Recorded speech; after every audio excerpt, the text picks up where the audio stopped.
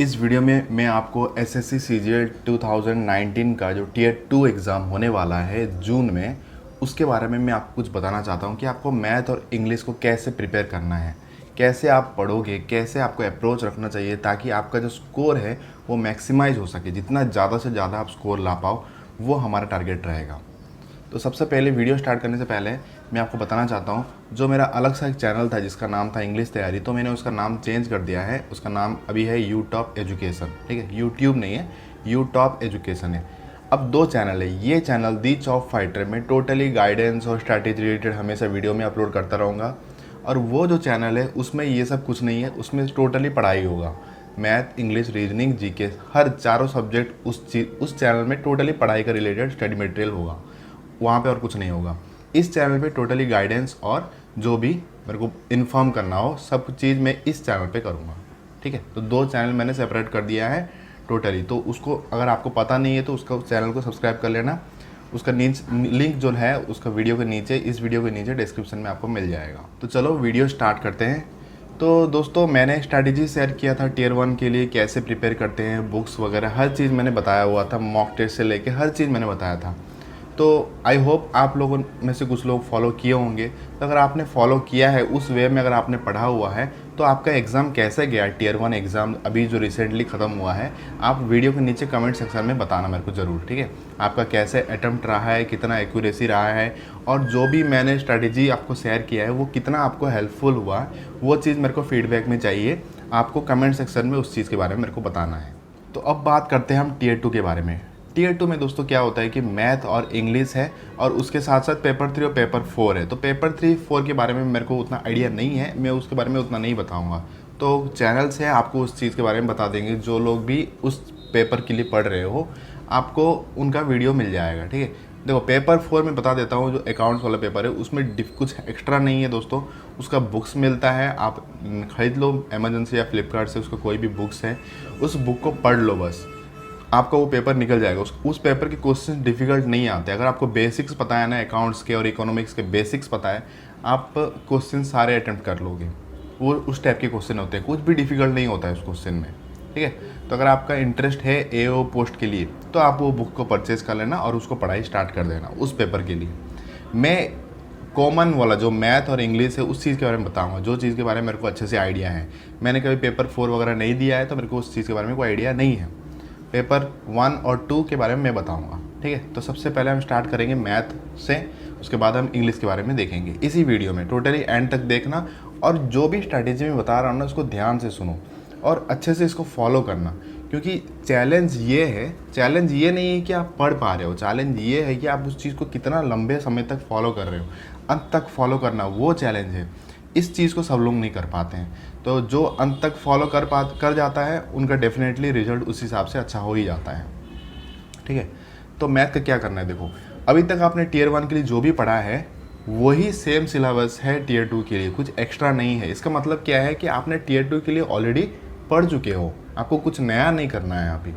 अभी आपको क्या करना है कि उस चीज़ को मेंटेन रखना है जो आपने पढ़ा हुआ है अभी तक। अगर आप ब्रेक कर दोगे तो आप भूल जाओगे। तो उस चीज़ को क्या करना है, मेंटेन रखना है। तो मेंटेन रखने का कुछ प्रोसीजर है, तो उस चीज़ के बारे में आपको बताऊंगा। सबसे पहला, जो भी आप चैप्टर वाइज कर रहे थे, कोई भी सोर्सेस हो, कोई भी बुक हो, जहाँ से कर रहे थे, उस चीज़ को आपको रिवीजन में रखना है। ठीक है, फॉर्मूला नोट्स जो आपका अलग से था उस चीज़ को रिवीजन में रखना है। रेगुलर बेसिस पे रिवीजन करो उस चीज़ का, आपको छोड़ना नहीं, क्योंकि छोड़ दोगे तो भूल जाओगे। तो रेगुलर बेसिस पे फॉर्मूला नोट्स को रिवाइज करते रहो, और रेगुलर बेसिस पे आपको जैसे चैप्टर वाइज आपका चल रहा है आप प्रैक्टिस करते रहो। मतलब एक दिन में सेट कर लो कि मेरे को इतने क्वेश्चन प्रैक्टिस करना है बिना टाइमर के। ठीक है, तो आपको वो सारे क्वेश्चन ऐसे डिसाइड कर लेना है कि मेरे को आज ये चैप्टर खत्म करना है, तो वो चैप्टर आप खत्म करते टिक मार्क करते जाओ।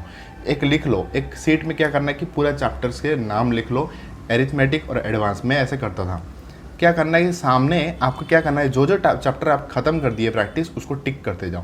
तो एक बार आपने पूरा टिक कर दिया, नेक्स्ट राउंड फिर से आए, फिर नेक्स्ट राउंड में फिर से टिक करते जाए, फिर तीसरा राउंड। तो आपको ऐसा राउंड टू राउंड करता रहना है जब तक आपका एग्ज़ाम ना आ जाए, जब तक आपका एग्ज़ाम का जो लास्ट 10 दिन ना बच जाए, तब तक आपको ऐसे राउंड करते ही रहना है। सारे चैप्टर को आपको रिवाइज करते ही रहना है।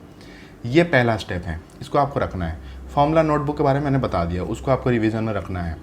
इसके साथ आपको क्या करना है दोस्तों, डेली एक मॉक टेस्ट लगाना है मैथ का, फुल वाला। अब यहाँ पे यही अच्छा फ़ायदा है, क्योंकि आप जो फुल मॉक टेस्ट लगाओगे ना, ये ही आपको अच्छा स्कोर दिलवाएगा। आप मॉक टेस्ट नहीं लगाओ और सिर्फ पढ़ते रहो और प्रिपरेशन मतलब आप प्रैक्टिस करते रहो, डिफरेंट टाइप्स ऑफ बुक्स लगाओ, चाहे जितने भी बुक्स लगा दो दोस्तों, एग्ज़ाम में आप नहीं परफॉर्म कर पाओगे। मैं ये नहीं कह रहा हूँ कि आपका नॉलेज नहीं बढ़ेगा, नॉलेज तो बढ़ जाएगा, एक्सपर्ट तो बन जाओगे, लेकिन एग्ज़ाम में आप परफॉर्म नहीं कर पाओगे, एग्ज़ाम आपका ख़राब हो जाएगा, क्योंकि आपको पता ही नहीं है कि एग्ज़ाम में कैसे डील किया जाए क्वेश्चंस को। उसके लिए हमको मॉक टेस्ट प्रिपेयर करवाता है। तो डेली आपका एक रूटीन बन जाओ, अभी से एक रूटीन कर लो, अभी से स्टार्ट करो। ऐसा नहीं है कि 15-20 दिन के बाद मॉक टेस्ट स्टार्ट करोगे पढ़ के, नहीं। अभी आपका पढ़ाई है, प्रिपरेशन है, तो अभी से आप मॉक टेस्ट स्टार्ट करो। मतलब अभी से मतलब आज से या कल से, ठीक है। अभी आप तक 9 तारीख को एग्ज़ाम खत्म होता, रेस्ट ले लिए होगे आपने, तो रेस्ट ठीक है, 2-3 दिन रेस्ट, उससे ज़्यादा रेस्ट नहीं लेना चाहिए। रेस्ट लेने के बाद आप मॉक टेस्ट डायरेक्ट स्टार्ट कर दो, ठीक है। तो टाइमिंग में बता रहा हूँ 10 से 12, सुबह 10 से 12 आपको टाइम फिक्स कर दो। इसी टाइम में आपको मैथ का मॉक टेस्ट देना है और कोई टाइम में ही देना है, ठीक है। 10 से 12 मैथ का, इंग्लिश का मैं बाद में बताऊँगा, आगे इस वीडियो के आगे मैं इंग्लिश का बताऊँगा। मॉक टेस्ट देना है। मॉक टेस्ट देने के बाद आपने 10 से 12 मॉक टेस्ट दिया, 100 क्वेश्चंस का मॉक टेस्ट दिया, 120 मिनट्स का मतलब 2 घंटे का, 2 घंटे आपने मॉक टेस्ट दिया। उसके बाद क्या करना है कि दोस्तों आपको ब्रेक लेना है। आपको उसका एनालिसिस उस टाइम नहीं करना है, एग्ज़ाम के बाद नहीं करना है, आपको शाम को एनालिसिस करना है, ठीक है। मैं आपको बताऊंगा एनालिसिस। तो एनालिसिस कैसे करना है आपको पता ही है, मैं फिर से बता दे रहा हूँ। एनालिसिस बहुत इंपॉर्टेंट है दोस्तों। टेस्ट देने के बाद आपको देखना है कि मेरा कौन से क्वेश्चंस रह गए हैं, मैं अटेम्प्ट नहीं कर पाया, टाइम की कमी की वजह से क्यों नहीं अटेम्प्ट कर पाया, वो आपको समझना है। और आपको एक राउंड में कभी क्वेश्चंस नहीं करने हैं, टोटल 3 राउंड में करने हैं। मतलब आपको फर्स्ट से 1 से लेके 100 तक सारे क्वेश्चंस को स्कैन कर लेना है। जो क्वेश्चंस आप फेमिलियर हो वो सारे क्वेश्चन अटेम्प्ट करो, जो इजी वाले हैं, और जो इजी नहीं है उसको आपको बाद वाला राउंड के लिए बचा के रखना है, ठीक है। उससे क्या होगा कि आप सारे क्वेश्चन से मतलब एक बार गो थ्रू हो जाओगे। उससे क्या होगा कि आप समझ गए कि मेरे कोई क्वेश्चन अभी यहाँ पे छूटा नहीं है मेरा, जो इजी क्वेश्चन है, इजी क्वेश्चन आपने कवर कर लिया। फिर नेक्स्ट राउंड में क्या करना है कि पीछे से सारे क्वेश्चन को फिर से देखते जाना है, जो क्वेश्चन नेक्स्ट राउंड के लिए आपने रखा हुआ है। तो ऐसे करोगे तो क्या होगा कि आप क्वेश्चन जो नंबर अटेम्प्ट है वो ज़्यादा हो जाएगा आपका। हमेशा आप क्वेश्चन में फंसोगे ना दोस्तों, तो वो टाइम तो ख़राब कर लेगा आपका, और वो टाइम जो आपको वापस नहीं मिलने वाला। 120 मिनट्स ही है सबके पास, आपको कुछ एक्स्ट्रा टाइम नहीं मिलेगा वहाँ पे एग्ज़ाम में। तो 120 मिनट्स को कैसे यूटिलाइज़ करना है वो बहुत इंपॉर्टेंट है। तो सबसे बेस्ट है कि कोई क्वेश्चन में फंसना नहीं है। अगर कोई क्वेश्चन आपको 20 सेकंड से ज़्यादा ले रहा है मतलब समझने के लिए, अब एक मतलब आपको रूल बना दे रहा हूँ, देखो अगर कोई क्वेश्चन आपको 20 सेकंड से ज़्यादा ले रहा है समझने के लिए, तो वो क्वेश्चन को अटेम्प्ट नहीं करना है उस टाइम, आपको उसको स्किप कर दो। क्योंकि अगर 20 सेकंड से ज़्यादा वो क्वेश्चन आप समझने के लिए ले रहे हो, उसका मतलब क्या है, वो क्वेश्चंस के साथ आप फैमिलियर नहीं हो। क्योंकि फैमिलियर वाले क्वेश्चंस देखते ही समझ में आ जाता है कि हाँ ये क्वेश्चन मैंने प्रैक्टिस किया हुआ है, इस टाइप के मैं कर सकता हूँ, मेरे को पता है, बस डाटा पुट करना है और उस वे में मेरे को आंसर निकालना है। तो इसलिए एनालिसिस जो है वो मॉक टेस्ट से ज़्यादा इंपॉर्टेंट है, ठीक है। तो यहाँ पे मैंने टोटली बता दिया मैथ का क्या करना है दोस्तों। मॉक टेस्ट, उसके साथ साथ रेगुलर रिवीजन चैप्टर वाइज, और फॉर्मूला नोटबुक को रिवीजन में रखना है। और एक एक्स्ट्रा सोर्स ऐड कर सकते हो अगर आपने प्रीलिम में नहीं किया है, वो है राकेश यादव क्लास नोट्स। उसके जो क्लास नोट के क्वेश्चंस है ना, वो क्वेश्चंस को रेगुलरली रिवाइज करना है आपको। वो एक टाइप का क्लास नोट है, समझ लो। वो आपको क्या काम करेगा, वो आपको सारे जो थ्योरम्स है, सारे टाइप के जो क्वेश्चंस है, वो आपको फ्रेश करवाएगा हमेशा। वो दिमाग में रहेंगे आपके, आप आउटडेटेड नहीं हो जाओगे उस चीज़ों से, हमेशा फ्रेश रहेगा। एक टाइप का नोट समझ लो, वो आपका दिमाग में फ्रेश रह रहा है। उसके साथ साथ आप मॉक टेस्ट से क्वेश्चन प्रैक्टिस कर रहे हो। दोस्तों देखो मॉक टेस्ट बहुत इंपॉर्टेंट है। 100 क्वेश्चन है, तो एक दिन में 100 क्वेश्चन आपका प्रैक्टिस हो रहा है, एक मॉक टेस्ट दे रहे हो तुम। अगर आप किसी दिन आपका क्या होगा कि मन नहीं कर रहा है पढ़ने का, तो आपको क्या करना है कि दोस्तों ठीक है मत पढ़ो उस दिन, लेकिन मॉक टेस्ट को स्किप नहीं करना। क्योंकि ये जो इंपॉर्टेंस है मॉक टेस्ट का मैं बता रहा हूँ, मेरा एक्सपीरियंस से मैं बता रहा हूँ। मॉक टेस्ट अगर स्किप किया आपने तो टियर 2 आपको ख़राब हो जाएगा दोस्तों, बहुत ख़राब हो जाएगा, बुरी तरह से ख़राब होगा। और उस टाइम पछतावा करोगे तो आपको 1 साल वेट करना होगा। इसलिए आप बिल्कुल भी स्किप नहीं करना मॉक टेस्ट को। मॉक टेस्ट को बिल्कुल भी स्किप नहीं करना है, चाहे आप एक दिन का पढ़ाई स्किप कर लो, मॉक टेस्ट स्किप नहीं करना है। हाँ, अगर बहुत ही ज़रूरी काम है तो वो अलग बात है, आपने 3-4 दिन स्किप कर लिया, वो अलग चीज़ है। लेकिन आप जानबूझ के आप स्किप कर रहे हो, वो अलाउड नहीं है, ठीक है। अगर कोई काम पड़ गया वो अलग बात है, लेकिन आप जानबूझ के आपके पास समय है फिर भी आप नहीं कर रहे हो, आज मन नहीं कर रहा। देखो मॉक टेस्ट देने टाइम हमेशा डर लगता है, ठीक है, मन नहीं करता मॉक टेस्ट देने का, क्योंकि किसी को पसंद नहीं है लिमिटेड टाइम के अंदर परफॉर्म करने के लिए, सबको आज़ादी चाहिए। तो मॉक टेस्ट आपको मन नहीं करेगा फिर भी आपको देना है, क्योंकि वही चीज़ आपको सक्सेस दिलवाएगा लास्ट में। अब इसके साथ एक्स्ट्रा क्या करना है, इसके साथ एक्स्ट्रा एक चीज़ ऐड करो कि जो अड्डा ऐप है उसमें से क्विजेस लगाओ, ठीक है। अब वो क्विज टाइम के अंडर में होता है, ये आपको छोटे छोटे क्विज होते हैं, बड़े बड़े क्विज नहीं है। बड़ा क्विज तो आपका एक दिन में एक मॉक टेस्ट से हो जा रहा है। छोटे छोटे जो क्विज है, जब भी आप फ्री में बैठे हो ना तो आप क्विजेस लगाओ ऐसे ही, उससे आपका स्पीड डेवलप होगा। और ज़्यादा क्वेश्चंस प्रैक्टिस कर रहे हो तो ऑटोमेटिकली कैलकुलेशन स्पीड बढ़ जाता है। कैलकुलेशन स्पीड के लिए कुछ एक्स्ट्रा करने की ज़रूरत नहीं है। जितना ज़्यादा क्वेश्चन प्रैक्टिस करोगे उतना अच्छा कैलकुलेशन हो जाएगा, और जितना कम प्रैक्टिस करोगे कैलकुलेशन में हमेशा एक वीक पॉइंट बना रहेगा आपका, आप कैलकुलेशन में फंस जाओगे, ठीक है। तो जितना ज़्यादा प्रैक्टिस करो कैलकुलेशन उस हिसाब से आपका स्ट्रांग हो जाएगा। आपको कैलकुलेशन के लिए दिमाग ये सब करने एक्स्ट्रा करने की ज़रूरत नहीं है। क्लियर? ये रहा मैथ का। अब बात करते हैं इंग्लिश का। तो इंग्लिश का दोस्तों क्या है, इंग्लिश का बहुत ही सिंपल सा है, सिंपल, कुछ एक्स्ट्रा नहीं है। अभी तक आपने जो पढ़ा हुआ है इस चीज़ को फिर से मेंटेन रखना है और कुछ नहीं करना है। Tier 2 is all about maintaining what ever you have studied for Tier 1 examination, that's it. जो लोग मेंटेन नहीं कर पाते वो प्रॉब्लम है, वहाँ पे दिक्कत हो जाता है। कुछ स्टूडेंट क्या है, मेरे को फ़ोन करके पूछ रहे थे, मैसेज कर रहे थे, मेल कर रहे थे कि मैं नया कोर्स ज्वाइन करना चाहता हूँ Tier 2 के लिए। अब क्या आप सजेस्ट करो कि मेरे को ज्वाइन करना चाहिए या नहीं चाहिए। देखो ये सबसे बड़ा गलती है अभी अगर आप कोर्स ज्वाइन करोगे। देखो वो लोग अपना समय लेंगे, वो लोग अपना समय ले रहे, ठीक है, उनको पैसा मिल रहा है, आपको क्या मिल रहा है, आपका समय खराब हो रहा है। अभी कोचिंग ज्वाइन करना, अभी कोई कोर्सेज ज्वाइन करना बेवकूफ़ी है सबसे बड़ा लाइफ में। अभी समय नहीं है, अभी समय है टोटली प्रैक्टिस करने का, और प्रैक्टिस आपको खुद से करना है, क्योंकि जब तक खुद प्रैक्टिस नहीं करोगे नहीं होने वाला। लिख के ले लो, नहीं होने वाला। तो इंग्लिश में आपने जो भी प्रैक्टिस किया हुआ था Tier 1 के लिए उतना ही सिलेबस है, कुछ एक्स्ट्रा नहीं है, उस चीज़ को मेंटेन रखना है। क्या मेंटेन रखने में बता रहा हूँ। देखो मॉक टेस्ट सबसे इंपॉर्टेंट है, सबसे इंपॉर्टेंट, क्योंकि जो 200 क्वेश्चंस आप करोगे ना 2 घंटे में, ये आपका पूरा प्रैक्टिस करवा देगा इंग्लिश का।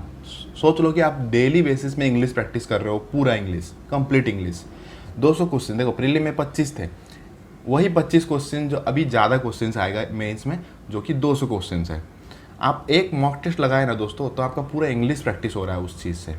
उसके साथ साथ एक्स्ट्रा चीज़ आपको करना है। मॉक टेस्ट आपको करना, देखो 10 से 12 सुबह मैथ के लिए रखो, और 2 से 4, 2, 3, 4, ठीक है, 2 से 4 आपको रखना है इंग्लिश के लिए, या 3 से 5 आप अपना टाइम के हिसाब से, क्योंकि इसी टाइम में आपका एग्ज़ाम होने वाला है। जिस टाइम में आप प्रैक्टिस करोगे उस टाइम, जो ओरिजिनल टाइम में आप प्रैक्टिस करोगे ना, तो एग्ज़ाम के दिन भी उस टाइम में आपका दिमाग एक्टिवेट रहेगा हमेशा, क्योंकि आपको आदत पड़ चुका है उस टाइम में उसी पर्टिकुलर सब्जेक्ट का मॉक टेस्ट देने का, ठीक है।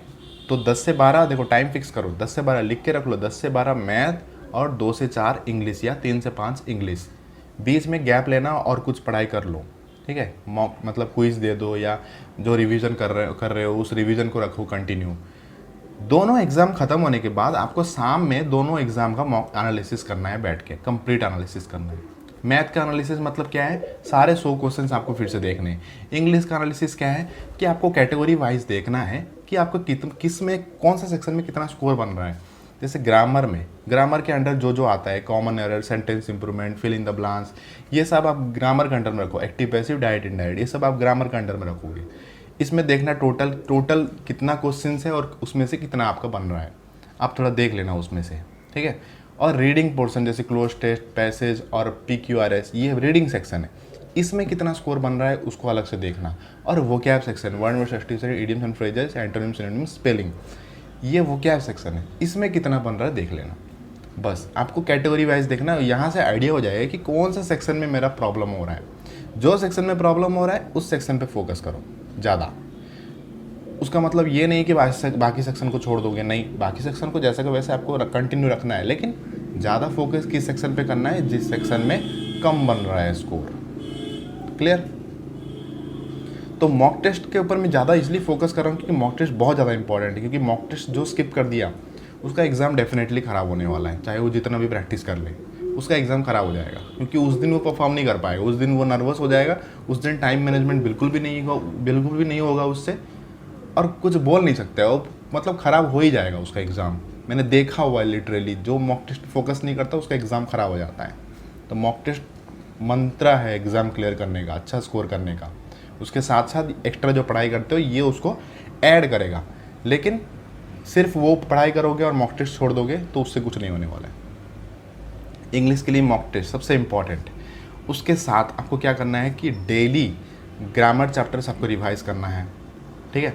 1 घंटा रख लो, 1 घंटा। अभी 1 घंटे की ज़रूरत नहीं, क्योंकि आपने ग्रामर चैप्टर पढ़ के रखा हुआ है, तो उसी चीज़ को रिवीजन करना है। या तो अगर पढ़ नहीं सकते तो मैंने ग्रामर के वीडियोस बना के रखा हुआ है, हर चैप्टर कवर करके रखा हुआ है। उसका लिंक मैं डिस्क्रिप्शन में दे दूंगा, इंग्लिश ग्रामर का पूरा प्लेलिस्ट का लिंक दे दूंगा, वो देख लेना। उसको देख लेना, रेगुलर बेसिस को देखते रहो, पूरा चैप्टर देखते रहो। फिर खत्म हो गया तो फिर से चैप्टर नंबर 1 पे आओ, पूरा देखो। ऐसे रिवीजन रखना है, अभी छोड़ना नहीं। एक बार हो गया तो छोड़ मत देना, उस चीज़ को रिवीजन में रखो। उसके साथ वोकैबुलरी अभी तक जो भी पढ़ा हुआ है, वन वर्ड और इडियम, एंटोनिम, सिनोनिम, जो भी है, वर्ड्स वगैरह जो भी पढ़ा हुआ है, उस चीज़ को रिवीजन में रखो। जहाँ से जो भी सोर्सेस आपने पढ़ा हुआ है उसको रिवीजन में रखो, ठीक है। रेगुलर रिवीजन में आपको टाइम अपने आप से बैठ के फिक्स कर लेना है कि मैं ये टाइम में ये करूँगा हमेशा, ठीक है।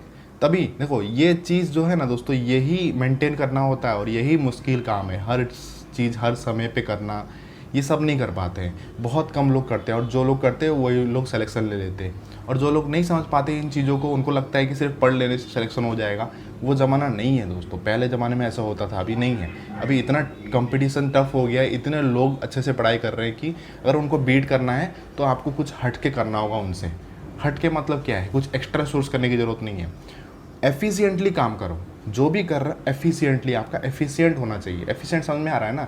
अगर आप 100% दे रहे हो ना, उसमें आपको 95% आपको मिलना चाहिए। अगर आप 100 दे रहे हो, उसमें से आपको 70 मिल रहा है, 60 मिल रहा है, तो उसको एफिशिएंट हम नहीं बोलेंगे।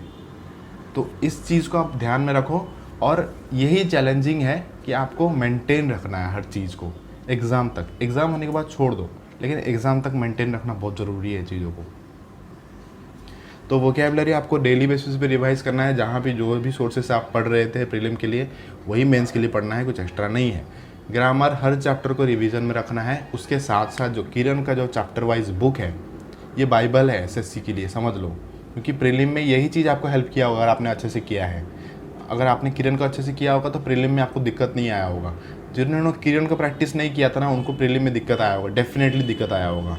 तो किरण को रिवीजन में रखना है। उसके सारे क्वेश्चंस को आपको रिपीटेटिवली करना है। रिपीटेड मतलब ग्रामर के जो सेंटेंस इंप्रूवमेंट है, कॉमन एरर है, एक्टिव पैसिव, डायरेक्ट इनडायरेक्ट, ये जो क्वेश्चन लगातार लगाओ, कंटिन्यूस लगाओ।